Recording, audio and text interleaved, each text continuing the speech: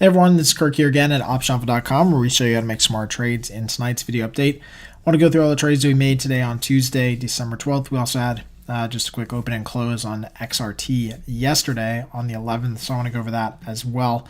But I think it's an interesting case study just in a lot of trades that we adjusted and kind of went through. Obviously, we're getting at the end of December expiration now this week, so we're cleaning up the portfolio with the stuff that hasn't worked. Everything else we've basically taken off as profits earlier, and then again you're just left with, at least in most cases at this point, mostly junk that's left on that just, not junk, but just stuff that hasn't worked. So to go back in time just a little bit to yesterday, we did get out of our position in XRT. This was a position that we had adjusted by rolling up the puts. Ultimately, the adjustment saved us money, maybe $150 or so. Saved us some money in rolling that up and making an adjustment. But XRT still continue to move higher, which is what we'll see the theme with XLF as well. So we did have to take a $374 profit or loss on this trade as XRT continued to move higher. So again, after we got into the position mid-November or so, and the position was for December, it just never turned around, right? And so all we did, though, is we rolled up our puts, which were down here. We rolled them up closer for a credit, and that's all you can do, right? Like on these positions, you go a little bit inverted and try to take in some premium to reduce the loss, right? And that's all we can do. And this also helps, curb that zero-sum game that many people talk about where, one loss wipes you out. But if you can reduce your risk on a potential trade, $150, $200 there, $200 here, like just time and time again, extend duration, ultimately works out better than doing nothing. And that's what we see, I think, generally tonight as well with the Qs. So we did have to close out XRT for a loss, again, $374 loss on that position. We, at the same time, though, yesterday on Monday, went ahead and entered a new position for the January expiration. So why do we do this? Well, we did this because still implied volatility is relatively high. We still want a position in XRT. It helps diversify out the portfolio, and we don't want to shy away from something just because we had a losing trade 1 month, right? Like we don't know what the sequence of returns are going to be. We don't know when we're going to have profitable months or losing months. We don't know what that distribution is going to be. So we want to continue to trade this. And we did by selling basically the straddle and then buying very, very cheap protection further out. So you can see we bought protection at the 39 puts and the 49 calls, very, very cheap to do that. So that effectively makes this credit as high as humanly possible during a relatively low implied volatility situation and trade.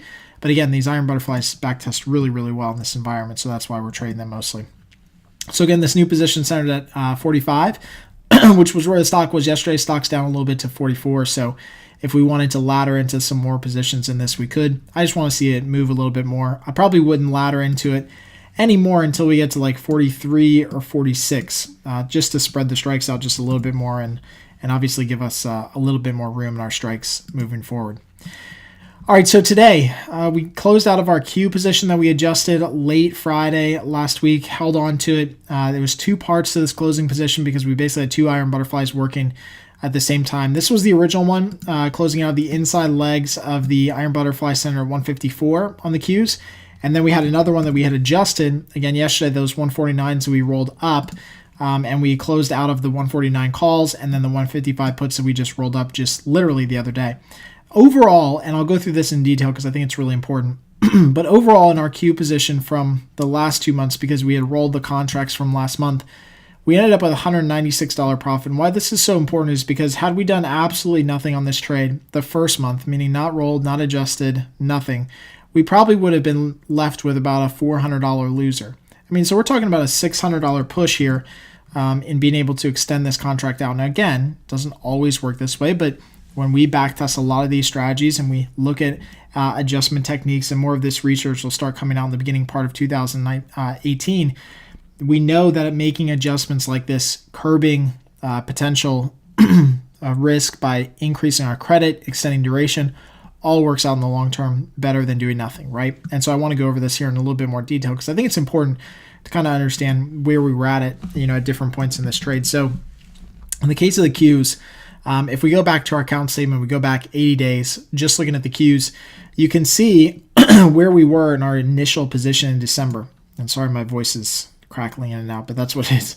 So this is our initial position in December. It was the 149's Iron Butterfly, right? That's basically what we had. We had the 149 Iron Butterfly for a 333 credit. So when you start adding up all these credits and debits, this is what you're basically adding up. Now, everything that we did was 2 contracts. So the easiest way to do this is literally to add credits and debits all the way across and then multiply it by 2 at the end, right? This is why I always tell people too, it's important to keep your contract size the same as you're starting to make adjustments. So that way it really just becomes easier math. You don't add to the position. You're not digging yourself a deeper hole in case it does go against you, etc. Right? But in this case, with this position and with this initial trade, we took in $333 of credit. Great. At the same time, before we made any adjustments, we also got into a December position. And we group these together because we rolled November to December, as you'll see here in a second. But again, December position that we got into was the 154s. If you look at just where those were, we took in a $434 credit. Technically, we closed those today for a $228 debit. So that was, where part of the profit came from as well. Okay. But then in November, as we got closer to November expiration, we went ahead and rolled these contracts, these inside legs of our straddle, our inside 49 strikes, which were here. We rolled them to December, and then we added right behind it. So you can see the timestamp is like 3 minutes behind it. We added the long legs at 159 and 139. So instead of rolling the entire Iron Butterfly, because the long contracts in November, these long contracts in November weren't worth anything. So there's no point for us to roll those contracts. We didn't need to close them out.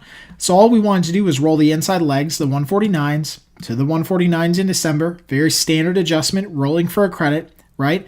And so we took in a $240 credit on that side, and then we had to pay $57 to buy the outside legs again and to maintain this Iron Butterfly type position, right? So that's basically what we did. We maintained that Iron Butterfly position, and we just moved the position from November to December. Okay, so hopefully that makes sense.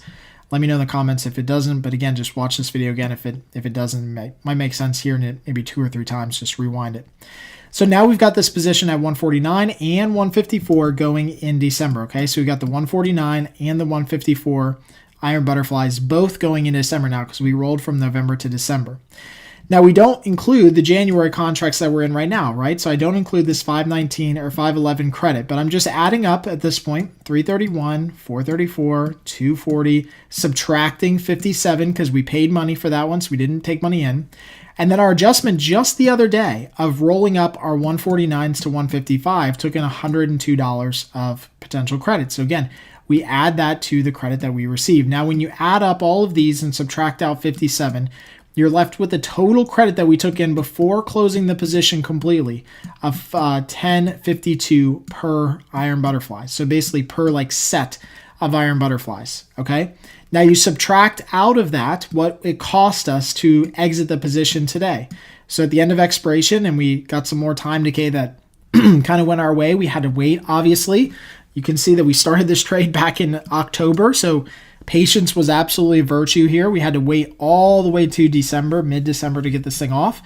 But we started this trade with ended before we closed the trade with a $10.52 credit overall, net credit. So you subtract out the 228 and the 726, and what you're left with is each set of these things had a $98 profit. So we can multiply that by 2, and that's where we get our profit that we had on the overall position. Hopefully that makes sense, but what I'm trying to show you guys here, and I'll go over it in graph format so you guys understand what we did as well. What I'm trying to show you here is that when you make adjustments like this, again, long term, you make adjustments like this, that it pays to extend duration and it pays to move the position out, right? And give yourself an opportunity. And at least at this case, with these Q's position or this Q position, had we still lost on the trade, we would have lost less money because of the credits that we took in. We took in massive credits at the end of the day that basically gave us an opportunity to make, some potentially good money on this thing and turn this thing around from a for sure loser to something that we, obviously closed out as a winner. What's interesting about this is if you look at just the original position that we got on here in November, our short strikes for this November position were 149, and we took in a credit of $3 basically, so rounding just a little bit down, so about $3. That puts our break-even point on the top side of 152 at November expiration. right? And this is what I'm talking about just doing nothing. So here we are. This is the Qs. We got in this position as centered at 149, which was basically like right here, like right after this move or middle of that move. Our break-even point on this at November expiration was 152, was here. And at November expiration, the stock was all the way up here at 154. That's where it landed at November expiration. Now, had we taken the trade off and just said, you know what, forget it, like we're not going to adjust, we're not going to do anything, not roll for credit, nothing, we would have been left with a $2 difference between our break-even point and where the stock ended up closing. $2, like $200 per contract times 2 contracts is about $400 loss on just those contracts alone. Just those contracts alone, without even including adjustments that we just made the other day. So that's what I'm talking about, is that, you know, you just can't just take what the market gives you. Try to roll for a credit. Try to extend the trade. Try to adjust the position and move it up. Like, it pays to do that versus just absolutely taking the loss, right? And in this case, it paid, a lot because it was a major difference in premium. So hopefully that makes sense. Now, of course, as luck would have it, the one right behind that is an example of rolling for adjustments that didn't work, right? Now, I can tell you again, when the research comes out and you guys see this, we know from our backtesting research, and we've tested every type of adjustment out there and hundreds of millions of trades now, rolling for credits works long term. But this is a case where, in this case, it didn't. And this is not to say that the system is broken, because it's not. But this case is just a case where it didn't work with XLF. We rolled it from basically October to November, November to December. We rolled extended credit, extended duration. It just didn't collect as much when we rolled. We rolled for 5 cents, 8 cents, 7 cents, etc. It just didn't really, come back around. And what we never saw in XLF, which is kind of rare, but we never really saw it come back down. I mean, it was literally a moonshot from the beginning with no retracement. Now, of course, I would assume that at some point it's going to come back down and I'll, kick myself for not being able to fill a trade to extend to the next duration. I would have loved to extend this thing yet again and just continue this trade. And the only reason I would have done that, just so you guys know in advance, why I would have done this with our strikes centered at 24, the only reason I would have done that is because even though our strikes are all the way down here, we took in some pretty good credits that moved us out, obviously. But this thing is so high right now, and we're getting technical sell signals on this thing, that's why I would extend the trade. Because I think that, technically speaking, using our technical signals from our signals research, we are probably in a situation where XLF could either stop rising or should stop rising, trade sideways, or trade down. And that's the only time I would roll for a credit, because at that point, my assumption is that the market maybe goes down, and that's where my position is. My position is lower. If we were looking at this thing at the bottom of a down move and we were still so far down, then maybe I don't roll at all and I just, close regardless. But in this case, we tried to roll for a credit, just never got filled on it. It was showing a credit, basically all week, but we were never able to fill that position. So we just have to close it for a loss. Either way, I hope you guys enjoy these video updates. Hope you guys understand and appreciate just like the openness I'm trying to, give to you guys, and showing you all the positions and all the trades and what we do, good, bad, or indifferent.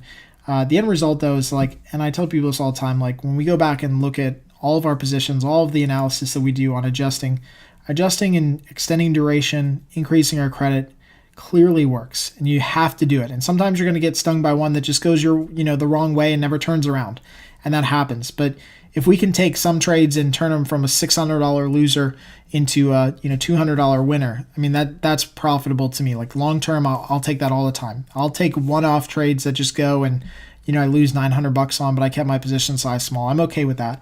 If I can turn around a couple trades a year that are $500 losers and I turn a profit on them, or a couple $100, that's something I'll do all day, all night. So hopefully this helps out. As always, if you guys have any comments or questions, let me know in the comment section. Until next time, happy trading.